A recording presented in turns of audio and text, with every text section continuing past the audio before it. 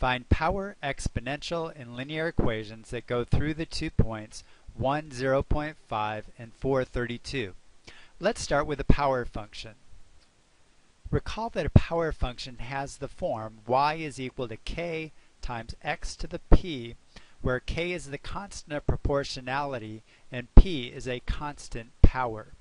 To figure out the values of k and p, we can use the two given points. Let's first of all substitute the point 1, 0.5 into the equation. Substitute 1 for x and 0.5 for y. The resulting equation is 0.5 is equal to k times 1 to the p. Now we don't know the value of p, but we do know that when we raise 1 to any power, the result is 1. So 1 to the p is 1, 1 times k is k. That tells us that k is 0.5. So we now know that our power function has the form y is equal to 0.5 times x to the p. We just need to determine the constant power. To determine that constant power, we can use the second point. We'll substitute 4 for x and 32 for y. To solve for p, we'll first of all divide both sides by 0.5. The resultant equation is 64 is equal to 4 to the p. Well, 64 is a perfect power of 4. 4 times 4 times 4 is equal to 64. So we can write 64 as 4 cubed. The only way that these two exponential expressions can be the same is if p is equal to 3. Therefore, the power equation that goes through the 2 points is y is equal to 0.5 times x cubed. Next, we'll look at the exponential function. Recall that an exponential function has the form y is equal to c times a to the x, where c is the initial quantity and a is the constant growth or decay factor. To find the values of c and a, let's make a table of values. We're given that the point 1, 0.5 is on the graph, so when x is equal to 1, the corresponding y value is 0.5. We're also given that the point 432 is on the graph. So when x is equal to 4, the y value is 32. Now what we need to recall is that when a function is exponential, it has a constant growth or decay factor. In this case, we see that the y values are growing. When x is equal to 1, the y value is 0.5. By the time that x is 4, the y value is 32. So the y values are growing. How are they growing? They're growing by a growth factor. As x goes up by 1, the y values are being multiplied by the growth factor, which is denoted by the letter a. So when x is equal to 2, the y value is 0.5 multiplied by a. In order to find the y value when x is 3, we just multiply 0.5 by a, and we get 0.5 a squared. In order to determine the y value when x is equal to 4, we can multiply 0.5 a squared by a, and that gives us 0.5 a cubed.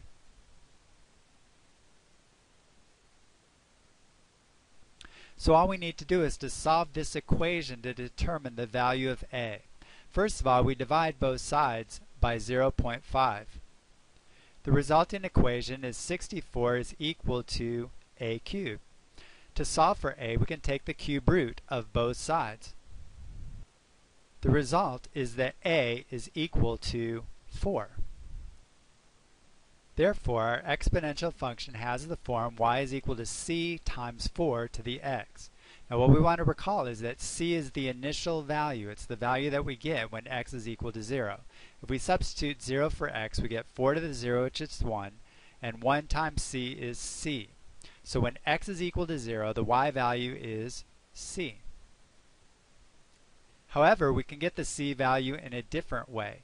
As we move down the table, we multiply by a. As we move up the table, we divide by a.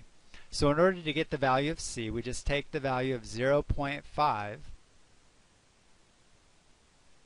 and we divide by the growth factor of a. But we already determined that a is 4, so we get 0.5 divided by 4, and 0.5 divided by 4 is 1/8. So our exponential function has the equation y is equal to 1/8 times 4 to the x. Finally, let's determine an equation for the linear function. Linear functions have the form y is equal to mx plus b. Here, m is the slope and b is the y-intercept. So we'll use a similar approach to what we used for the exponential function. Let's start by making a table of values. We start by filling in our given points. We have the points 1, 0.5, and 4, 32. Now for a linear function, rather than having a constant growth factor, we have a constant slope. Instead of multiplying by the same value over and over again, we add the same value over and over again as x goes up by 1. So as x goes up by 1 from 1 to 2, the y value will go up by m. So when x is equal to 2, the y value will be 0.5 plus m.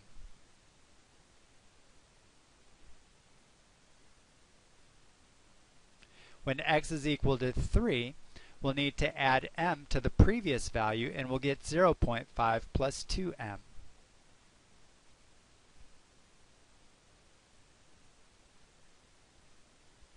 And when x is equal to 4, we'll add m to 0.5 plus 2m, and we'll get 0.5 plus 3m.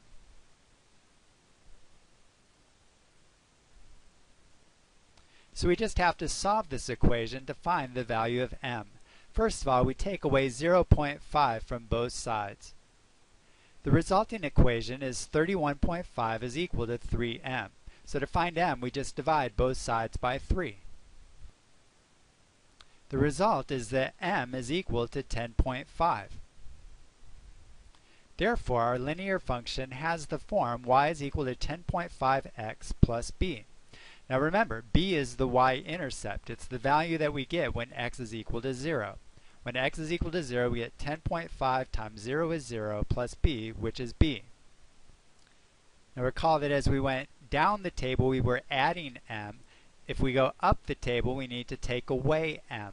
So b is equal to the value of 0.5 minus the value of m.